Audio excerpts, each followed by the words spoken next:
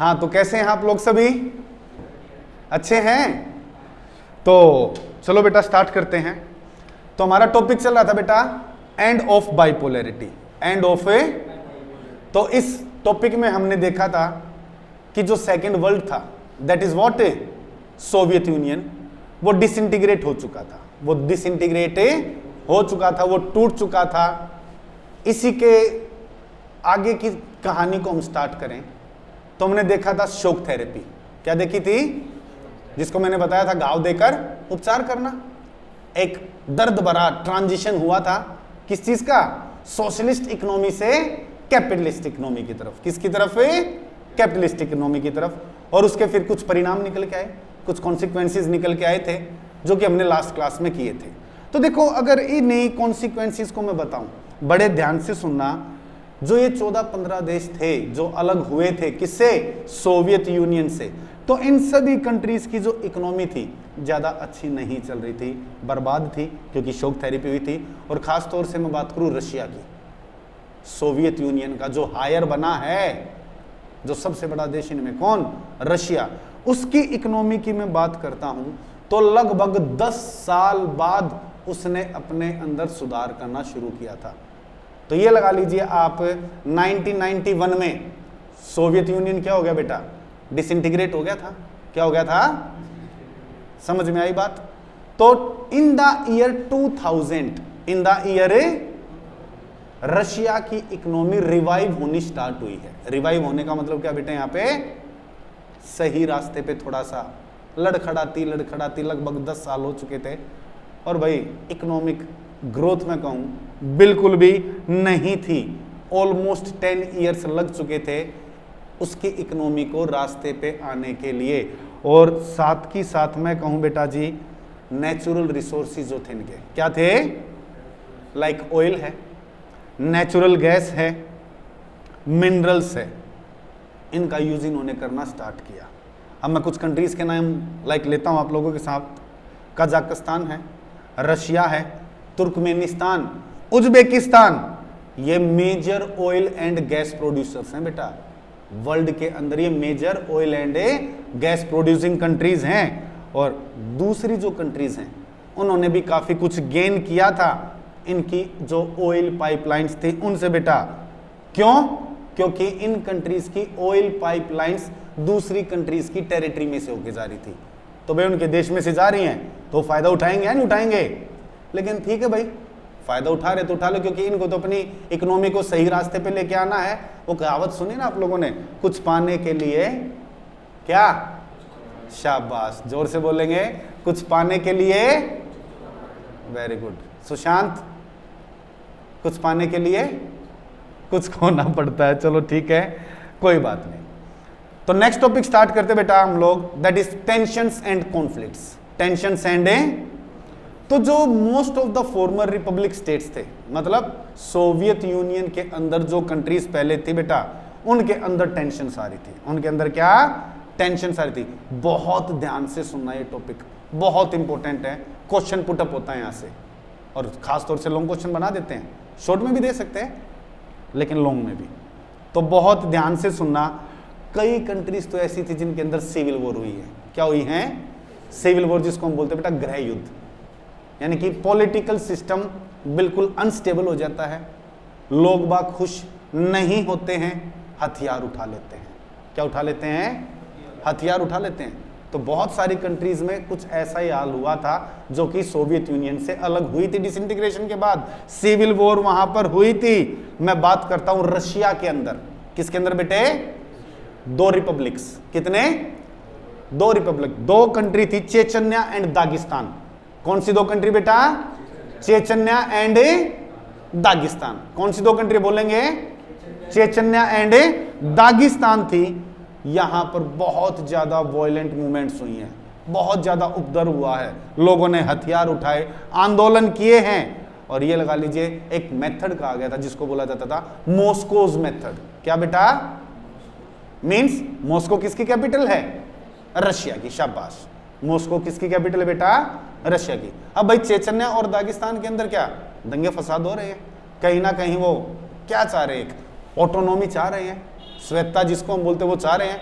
तो मॉस्कोज मेथड जो था इन चेचनियन रिबेलियंस को कंट्रोल करने का, वो बड़ा खतरनाक था। ये लगा लीजिए इनडिस्क्रिमिनेशन काफी ज्यादा हुआ था, भेदभाव। जो मिलिट्री थी वहां की, उन्होंने बॉम्ब्स डाले। क्या डाले? वहां पे बॉम्ब डाले हैं। यानी कि मैं कहूं जो मानव अधिकार थे उनकी धज्जियां उड़ चुकी थी। ह्यूमन राइट वॉयलेशन बहुत ज्यादा हुआ। लेकिन फिर वही कहीं ना कहीं ये जो चेचन्या की मैं बात कर रहा हूं, वहां पे जो रिबेलियन थे, जो आजादी चाह रहे थे, वो नहीं मिल पाई, वो नहीं मिल पाई थी। वहीं मैं सेंट्रल एशिया की बात करता हूं। किसकी बात करूं बेटा? तो सेंट्रल एशिया की एक कंट्री है, दैट इज तजाकिस्तान। कौन सी कंट्री बेटा? तजाकिस्तान। सेंट्रल एशिया के अंदर ये कंट्री पड़ती है जिसका नाम क्या है? तजाकिस्तान है। वहां 10 साल तक सिविल वॉर चली बेटा। कितने साल तक है?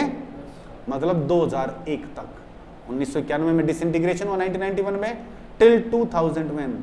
कैन यू इमेजिन बेटे, एक ऐसा देश जहां 10 साल तक सिविल वॉर चली है, तो क्या हाल रहा होगा उस देश का? क्या हाल रहा होगा उस देश के नागरिकों का? बहुत बुरा हाल मैं कहूं। कंफर्म है या नहीं?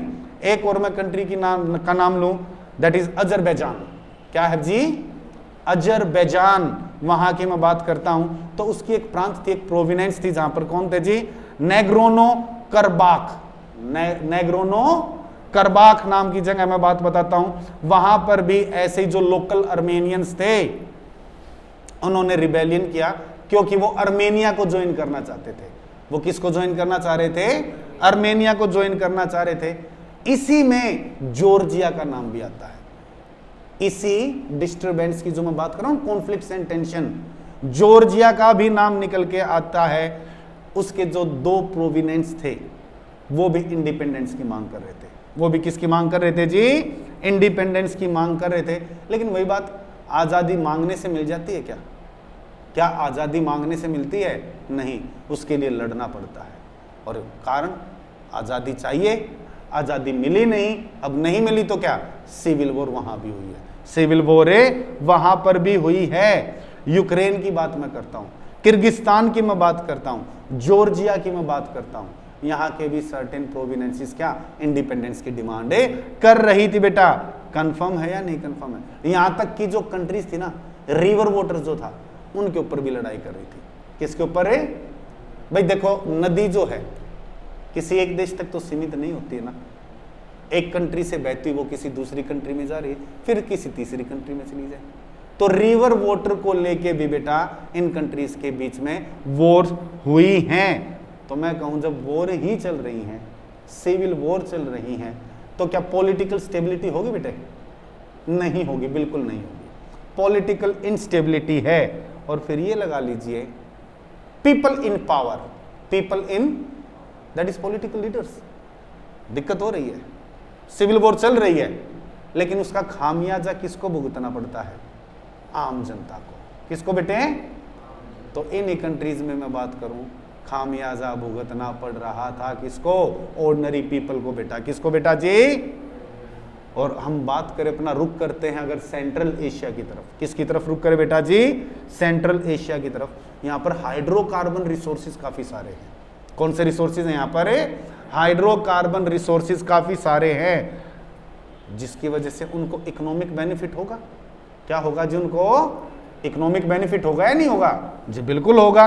और साथ ही साथ ये लगा लीजिए, सेंट्रल एशिया के अंदर जो दूसरी कंट्रीज हैं, उनका भी कंपटीशन चल रहा है। किस चीज के लिए? ऑयल के लिए। किसके लिए जी? ऑयल के लिए।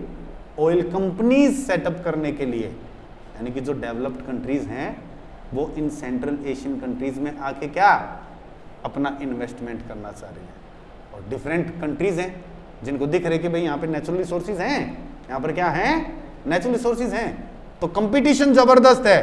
खासतौर से मैं बात करूं रशिया के बाद, अगर मैं बात करता हूं, बता सकते हो कौन सी कंट्री? किसका जिक्र कर रहा हूं? वो छोटी छोटी आंखों वाले हैं जो, वेरी गुड, शाबाश। कौन है? चाइना। चाइना की मैं बात करता हूं, अफगानिस्तान की मैं बात करता हूं, पाकिस्तान की मैं बात करता हूं। ये वेस्ट एशिया के क्लोज पड़ते हैं। किसके क्लोज पड़ते हैं जी? वेस्ट एशिया की। और 11 सितंबर 2001, 11 सितंबर 2001 तो इसने ये टाइम बता सकते हो क्या हुआ था उस टाइम पे? ये 11 सितंबर 2001 कुछ बहुत बड़ी घटना घटी थी यूएस के अंदर, याद है कुछ? वहां के ट्विन टावर्स थे कुछ। हाँ, शाबाश, बोलो जोर से बोलिए। हाँ, कुछ ठीक बोल रहे हैं आप। वर्ल्ड ट्रेड सेंटर था, वहां पे बिल्डिंग्स थी, तो आतंकवादी संगठन था एक, तो उन्होंने उन बिल्डिंग्स के अंदर ही क्या प्लेन घुसा दिए थे, बिल्डिंग के अंदर ही क्या प्लेन घुसा दिए थे बेटा। और उसके बाद यूएस की मैं बात करता हूँ, यूनाइटेड स्टेट्स ऑफ अमेरिका की मैं बात करता हूँ, तो यूएस जो था इन सेंट्रल एशियन कंट्रीज के अंदर अपना बेस बनाना चाह रहा था। क्या बनाना चाह रहा था जी? बेस बनाना चाह रहा था। बदले में इन कंट्रीज की गवर्नमेंट को जो कीमत वो चाहे यूएस देने को तैयार था। यूएस इन कंट्रीज को जो कीमत वो चाह रहे थे वो कीमत देने के लिए यूएस क्या था बेटा? तैयार था। कंफर्म है या नहीं कंफर्म है? मींस कहा गया कि आपकी टेरिटरी पे से हमारे प्लेन जिस टाइम उड़ना चाहें आप प्लीज उनको अलाउ करेंगे, आप उनको क्या करेंगे जी? अलाउ करेंगे। और ये लगा लीजिए जो वार चल रही थी कहाँ, अफगानिस्तान एंड इराक, उस टाइम की मैं बात बता रहा हूं आप लोगों को। कंफर्म है या नहीं कंफर्म है? तो ऑब्वियस बात है, देखो जो ये आतंकवादी संगठन था, जो भी हमारा बच्चा कौन बिल्कुल मॉनिटर हो रहा था कहीं ना कहीं, अफगानिस्तान में भी बैठा था वो। और ये लगा लीजिए उस टाइम पे उस टेररिस्ट की खोज करने के लिए बर्बाद कर दिया था बिल्कुल यूएस ने। किसको? अफगानिस्तान को। बता सकते हो उस आतंकवादी का नाम क्या था? क्या नाम था टेररिस्ट का? बताना पूरा नाम। वेरी गुड, शाबाश। एंड ऑर्गेनाइजेशन कौन थी? बता सकते हैं? अल कायदा। क्या था? समझ में आई बात या नहीं आई? और फिर चीज वही भाई, ये लगा लीजिए चाइना की मैं बात करता हूं। किसकी बात करता हूं जी? तो चाइना भी इंटरेस्ट दिखा रहा है यहाँ पर। क्या दिखा रहा है जी? चाइना इंटरेस्ट दिखा रहा है। क्यों? क्योंकि वो भी एक डेवलपिंग इकोनॉमी के रास्ते पे आ रहा था। वो भी क्या आ रहा था जी? डेवलपिंग इकोनॉमी के रास्ते पे आ रहा था उस टाइम। और आज के टाइम पे तो अगर हम बात करते हैं वर्ल्ड के नंबर 1 इकोनॉमी, बता सकते हो कौन है? यूएस। Very good. दूसरे नंबर पे कौन है? चाइना है, सरपास कर गई है। इंडिया आज के डेट में कौन से नंबर की इकोनॉमी है? हाँ जी, हाँ जी, नो, हाँ जी बोलिए। 5th, वर्ल्ड की 5th सबसे बड़ी इकोनॉमी है आज इंडिया, जो कि हमारे लिए काफी बड़ी प्राउड की बात है बेटा, काफी प्राउड की बात है। डेवलपमेंट हो रही है, लेकिन है थोड़ा टाइम लगता है। थोड़ा क्या? देखो, जिस डेवलपमेंट को अचीव करना चाहिए था कभी किसी के राज में, मैं किसी पर्टिकुलर पॉलिटिकल पार्टी का नाम नहीं लूंगा यहाँ, लेकिन ठीक है, देर आए दुरुस्त आए, शुरुआत तो हुई है। और मैं कहूँ अगले और 20-30 साल जनता भरोसा रखे तो अच्छी बात है, शायद और अच्छे से डेवलपमेंट हो जाए। मानते या नहीं? यानी कि आप लोग जब जवान होंगे, बड़े होंगे, तो चाहेंगे कि हम या आपके बच्चे जो हों डेवलपिंग इंडिया नहीं, कैसा इंडिया हो? डेवलप्ड इंडिया हो। तो भरोसा रखिए, पेशेंस रखो, आएगा एक टाइम और जरूर आएगा, डेवलप्ड इंडिया बनेगा, डेवलप्ड इंडिया बनेगा। चलो कोई नहीं, come to the point, start करते हैं आगे टॉपिक है। ईस्टर्न यूरोप के अंदर चलते हैं। कहां पे चलते हैं जी? ईस्टर्न यूरोप के अंदर चलेंगे। देखेंगे एक बार चेकोस्लोवाकिया, चेकोस्लोवाकिया दिखाई दे रहा है ये? चेक रिपब्लिक, इसकी मैं बात कर रहा हूं। वहां पर समझे या नहीं समझे आप लोग?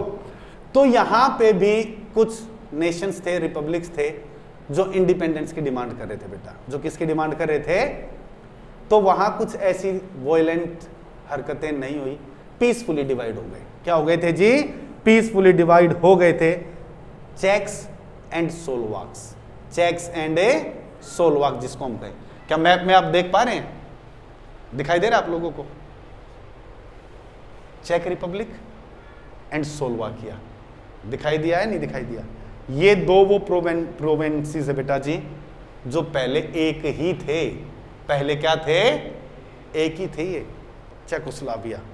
लेकिन ठीक है, डिमांड की गई और फाइनली क्या? शांतिपूर्ण तरीके से, बिल्कुल पीसफुली दो अलग अलग रिपब्लिक में डिवाइड हो गए थे। दो अलग अलग रिपब्लिक में क्या हो गए थे बेटा, ये डिवाइड हो गए थे। समझ आई बात या नहीं आई आप लोगों को? लेकिन बाल्कन रिपब्लिक था यूगोस्लाविया के अंदर, बाल्कन रिपब्लिक ऑफ यूगोस्लाविया, वहां जबरदस्त दिक्कत हुई है। यानी कि 1991 के बाद की अगर मैं बात करता हूं बेटा, बहुत सारे प्रोविनेंसेस में वो टूट गया, काफी सारे हिस्सों में उसके टुकड़े हुए हैं, लाइक कैरोटिया, मैं कहूं सोल्वेनिया, बोस्निया, एटसेट्रा एटसेट्रा।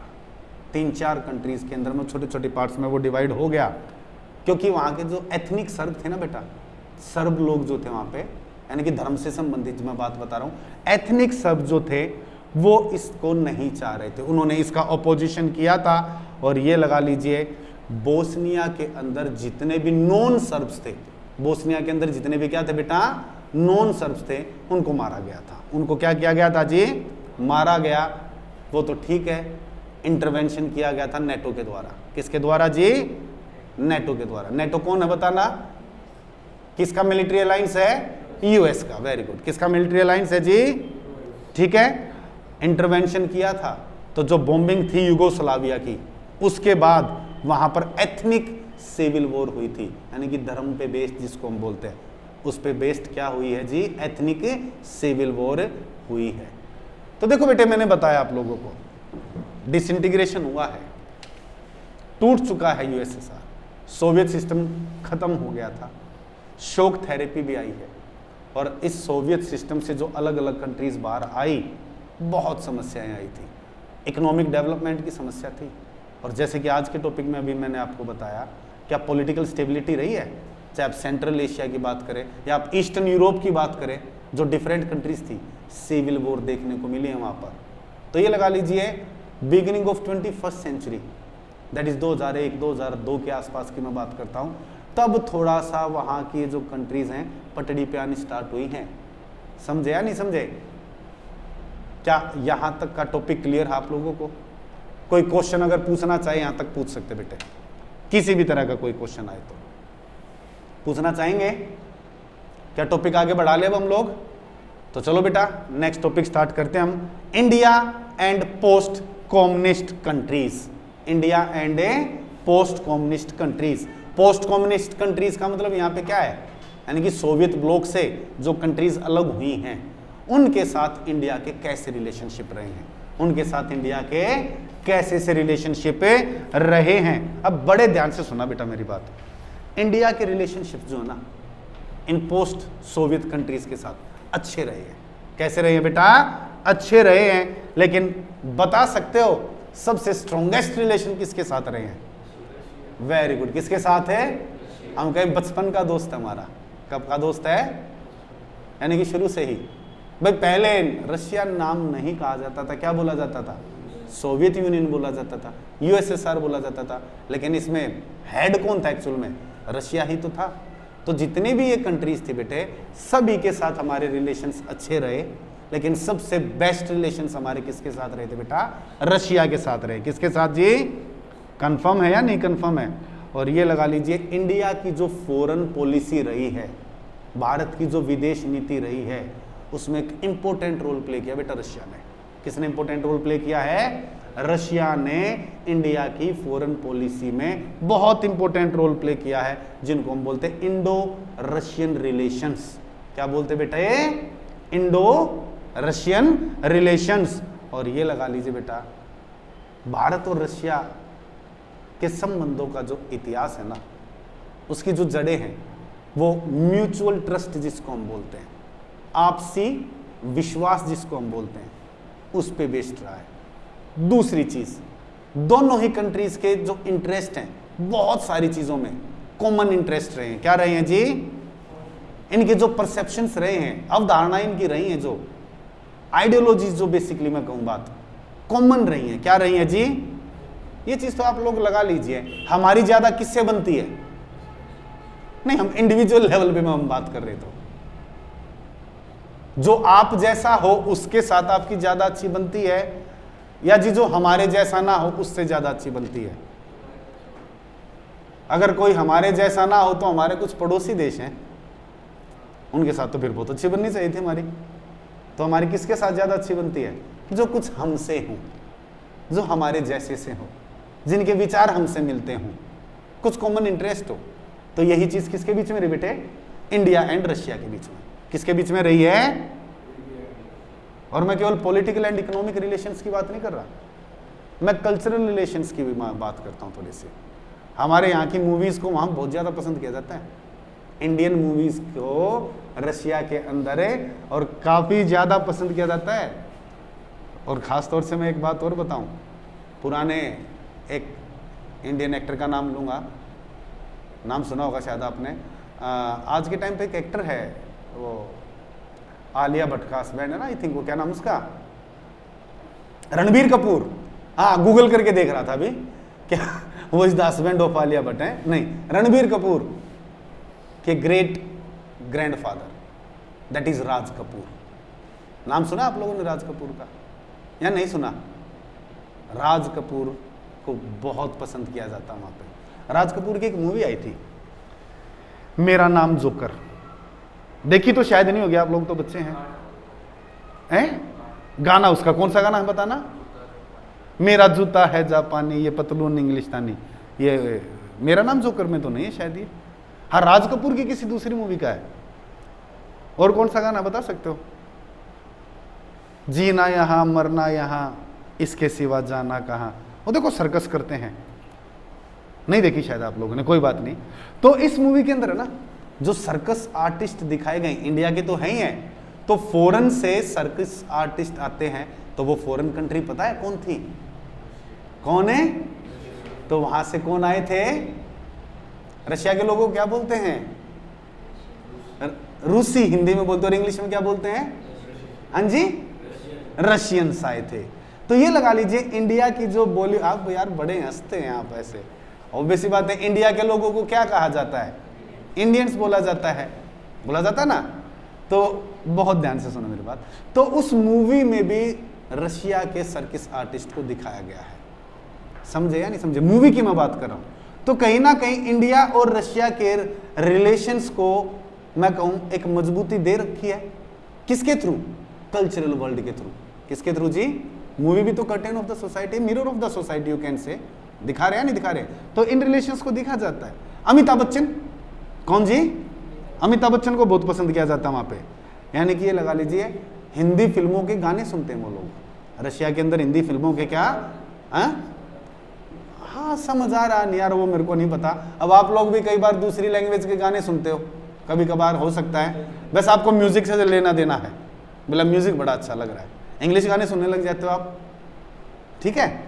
पर ठीक है, कोई नहीं भाई, ट्रांसलेशन नीचे आ जाती है ना, वो ट्रांसलेट होता रहता है, लिखा था, सुनते रहें, ठीक है, कोई नहीं भाई। ये तो ये लगा लीजिए इंडिया और रशिया का मैं विजन अगर मैं बात करूं, मल्टीपोलर वर्ल्ड का रहा बेटा। किसका रहा है? क्योंकि देखो ऐसे कयास लगाए गए थे 91 के बाद कि भाई वर्ल्ड को डोमिनेट कौन करेगा? यूएस करेगा। कौन करेगा बेटा? यानी कि यूनिपोलर वर्ल्ड होगा। लेकिन क्या अलग अलग पावर्स निकल के आई हैं, यूरोपियन यूनियन बनाई गई हैं, और भी दूसरी सारी ऑर्गेनाइजेशंस बनाई गई थी, बताएंगे हम जो आगे के चैप्टर्स आएंगे वहाँ जिक्र करूंगा। मीन्स किसी एक का दबदबा नहीं भाई, किसी एक का रूल एंड रेगुलेशन नहीं चलेगा। मल्टीपोलर वर्ल्ड को फेवर कर रहे हैं दोनों, कौन? रशिया भी एज वेल एज व्हाट है, क्या? इंडिया भी। कौन बेटे? कंफर्म है नहीं कंफर्म है? समझ गए मेरी बात? कलेक्टिव सिक्योरिटी की बात करते हैं। किसकी बात करते हैं जी? कलेक्टिव सिक्योरिटी का मतलब क्या है? किसी एक कंट्री पे अटैक होने का मतलब क्या है? वो थ्रेट है बाकी दूसरी कंट्रीज के लिए भी। मींस पीस मेंटेन करके चलनी है। क्या मेंटेन करके चलनी है जी? पीस मेंटेन करके चलनी है, समझ रहे हो नहीं? वो अलग बात है। देखो आज के टाइम पे रशिया ने पिछले 2.5-3 साल हो चुके हैं, किसका बुरा हाल कर रखा है? यूक्रेन का। वो उसके अपने कुछ पर्सनल कारण है। देखो ऑब्वियस बात है भाई, इनके साथ बॉर्डर शेयर कर रहा है वो। यूक्रेन कहाँ जाना चाह रहा है? नेटो में जाना चाह रहा है। अब यूएस के साथ इनके रिलेशन कभी अच्छे रहे नहीं है पीछे से ही, तो क्या उसको नेटो में जाने देगा? वो नहीं जाने देगा ना, क्योंकि अगर मान लीजिए यूक्रेन नेटो में शामिल हो गया बेटा, तो यूएस वाले तो वहां पे आके अपना बेस बनाएंगे। क्या रशिया के बिल्कुल पास आ गए हैं, बॉर्डर शेयर कर रहा है उसके साथ और बेस वहां पे बन गए, तो खतरा किसको रहेगा? रहेगा जी। दूसरी चीज मैं बताऊं इसी सिलसिले में, काफी सारे नेचुरल रिसोर्सेज हैं वहाँ पे यूक्रेन के अंदर, खासतौर से ऑयल वगैरह की मैं बात करता हूँ, नेचुरल गैस की बात करता हूँ। मैं कहूँ इनडायरेक्टली या डायरेक्टली कंट्रोल आएगा किसका वहाँ पर? यूएसए का। आएगा या नहीं आएगा? तो रशिया तो भाई ऐसा नहीं चाहेगा कि वो नेटो के अंदर जाए, और यही वजह भाई जब तक नहीं मानेगा तब तक तो चलता रहेगा। और सबसे बड़ी बात सुनो ध्यान से, राष्ट्रपति रशिया के कौन है? पुतिन। नाम ही काफी है, व्लादिमीर पुतिन। नहीं सुनता भाई किसी की भी, किसी की नहीं सुनता। देख लो यूएनओ ने इतने सारे रिस्ट्रिक्शंस लगा दिए थे, इकोनॉमिक रिस्ट्रिक्शंस, ये कर दो वो कर दो, फिर भी नहीं माना, नहीं माना। दबंग बनता है भाई, इसमें कोई दो राय नहीं है। वोटिंग करवाई गई थी यूएनओ के अंदर कि भाई कौन रशिया के साथ है जो ये अटैक कर रहा है, कौन इसके खिलाफ है। मैक्सिमम खिलाफ थे, बोला भाई गलत कर रहे हैं। आप पूछोगे जी इंडिया का क्या साथ रहा था? इंडिया का क्या साथ रहा? इंडिया ने ना तो फेवर में ही वोट किया और ना ही अपोजिशन में वेट किया। समझ रहे हो? इट मीन्स व्हाट है? न्यूट्रल। बोला ही नहीं। कारण क्यों? हमारा दोस्त है यार वो, लेकिन फिर वही बात, डिप्लोमेटिक रिलेशंस तो क्रिएट करने पड़ेंगे। अब फेवर कर देता इंडिया अगर है तो क्या दूसरी कंट्रीज के साथ हमारे रिलेशंस नहीं है क्या? तो उनमें कहीं ना कहीं दिक्कत आती। लेकिन ये बात कहीं ना कहीं दूसरी कंट्रीज को भी पता है कि रशिया के खिलाफ इंडिया नहीं बोलेगा, साथ नहीं दे रहा है तो उसके खिलाफ भी नहीं जाएगा। तो न्यूट्रल रहा था वहां पे कहीं ना कहीं। तो चलो ठीक है, अगर मैं इंडिया और रशिया के रिलेशंस की मैं बात करता हूं तो ये लगा लीजिए 80 बाइलेटरल एग्रीमेंट्स हुए हैं दोनों कंट्रीज के बीच में। 80 एग्रीमेंट हुए हैं किस किस के बीच में बेटा? इंडिया एंड रशिया के बीच में। और ये बात है 2001 की। कब की बात है? डिफरेंट टॉपिक्स थे, 80 टॉपिक्स। 2001 में एग्रीमेंट हुआ दोनों कंट्रीज के ऊपर। और इंडिया जो ये लगा लीजिए रशिया के साथ जो रिलेशंस हमारे रहे हैं, बेनिफिट मिला है जी। कहीं ना कहीं में कश्मीर इशू है जो पाकिस्तान के साथ चल रहा है, कंफर्म है, तो उसमें रशिया सपोर्ट करता हमें। उसमें रशिया क्या हमें सपोर्ट करता है, कंफर्म है। टेररिज्म की मैं बात करता हूं, टेररिज्म के खिलाफ इंडिया के साथ बिल्कुल खड़ा रहता है कौन? रशिया। समझे या नहीं समझ रहे हो मेरी बात? चाइना के साथ भी हमारी कॉन्फ्लिक्ट्स रहती है, चाइना के साथ हमारे रिलेशंस अच्छे नहीं है, तो उन रिलेशंस को बैलेंस क्रिएट करने के लिए रशिया कहीं ना कहीं एक इंपॉर्टेंट रोल जरूर प्ले करता है। कंफर्म है या नहीं है? कंफर्म। और मैं इंडियन मिलिट्री की बात करूं ना बेटा, किसकी बात करूं? इंडियन मिलिट्री की बात करूं तो उनके जो हथियार बनते हैं और जो दूसरी चीजें बनती हैं इंडियन मिलिट्री के लिए, तो उसके लिए जो हार्डवेयर है ना, मतलब जो पार्ट्स हैं, वो कहां से इंपोर्ट करता है इंडिया? रशिया से इंपोर्ट करता है। कहां से इंपोर्ट कर रहा बेटे? रशिया से इंपोर्ट कर रहा है। कंफर्म है या नहीं है? कंफर्म। यानी कि इंडिया के अंदर ऑयल क्राइसिस जब आया था, तेल की कमी जब हुई थी, तो किसने मदद की? हमारी रशिया ने मदद की बेटा। किसने मदद की जी? कंफर्म है, ताकि हम लोग थोड़ा एनर्जी के मामले में सेल्फ सफिशिएंट बन सके। कंफर्म है। कजाकिस्तान की मैं बात करता हूं, तुर्कमेनिस्तान की मैं बात करता हूं, इनके साथ भी हमारे रिलेशंस अच्छे रहे हैं। इनके साथ भी हमारे रिलेशंस क्या है बेटा? अच्छे रहे हैं। और जहां तक इंडिया की न्यूक्लियर एनर्जी का सवाल है, जहां तक इंडिया की क्या बेटे न्यूक्लियर एनर्जी का सवाल है, रशिया ने उसमें भी हमारी काफी मदद की है। रशिया ने न्यूक्लियर एनर्जी की फील्ड में भी हमारी क्या काफी ज्यादा मदद की है। कंफर्म है या नहीं? कंफर्म है। बहुत सारे साइंटिफिक प्रोजेक्ट्स हैं जिस पे इंडिया और रशिया मिलकर काम करते हैं, जिस पे इंडिया और रशिया क्या बेटे मिलकर काम करते हैं। तो ये टॉपिक समझ आ गया बेटा आप लोगों को कि भाई पोस्ट सोवियत कंट्रीज जो रही हैं, इंडिया के रिलेशंस उनके साथ कैसे रहे हैं, और खास तौर से रशिया के साथ। सो बेटा मैं कहूं this is all about chapter number 1, the end of a bipolarity. End of a bipolarity. कुछ समस्या आई आप लोगों को इस चैप्टर में? शुरू से लेके आखिरी तक मैं बात करूं, अगर शुरू से लेके आखिरी तक कहीं भी कोई ऐसा टॉपिक जो आप लोगों को लगा कि सर मुश्किल लगा है कोई प्रॉब्लम बेटा कहीं भी? तो देखो एक चीज मैं आप लोगों को कहूंगा, मैं आप लोगों को क्लास में भी पढ़ा रहा हूं, आप लोग बड़े ध्यान से सुन भी रहे हो और आप लोगों को समझ भी आ रहा है। मेरा पढ़ाना आपका ध्यान से सुनना और आपका समझ आना, ये एक बात है। लेकिन घर जाकर अगर आपने दोबारा रिवीजन नहीं किया तो ये जो क्लास वाली फर्स्ट बात थी, मेरा पढ़ाना आपका समझना, वो वेस्ट हो जाएगा। तो प्लीज घर जाके बेटे जरूर अच्छे से एक बार चैप्टर रिवाइज करो। समझे मेरी बात या नहीं? कहीं भी कोई दिक्कत आती है आप उसी टाइम मुझे मैसेज कर सकते हैं कि सर हमें इस टॉपिक में दिक्कत आ रही है, या आप मैसेज नहीं कर पा रहे हैं तो नेक्स्ट क्लास में आके आप मेरे से जरूर पूछिए। समझे मेरी बात या नहीं समझे? कंफर्म है 100%? तो अब भाई एक चीज और ध्यान से सुनेंगे, चैप्टर हमारा कंप्लीट हो गया है, टेस्ट के लिए तैयार है ना? फिर समझे? टेस्ट लेंगे इस चैप्टर का, ओके? देंगे ना? हाँ या ना? यस और नो? पक्का? तो ठीक है बेटा, ये चैप्टर हमारा हो गया है, घर जाके इसकी तैयारी कीजिएगा। कोई टॉपिक समझ नहीं आए तो प्लीज मेरे से पूछिएगा जरूर, ओके? 100%? तो नेक्स्ट क्लास में मिलते हैं इस चैप्टर की प्रॉब्लम क्लास के साथ। प्रॉब्लम क्लास रखेंगे नेक्स्ट क्लास। जो भी प्रॉब्लम्स आए आप लोगों को वो आप प्लीज मेरे से पूछिएगा जरूर, ओके? तो फिर till next class, bye bye, take care, okay? See you soon in the next class.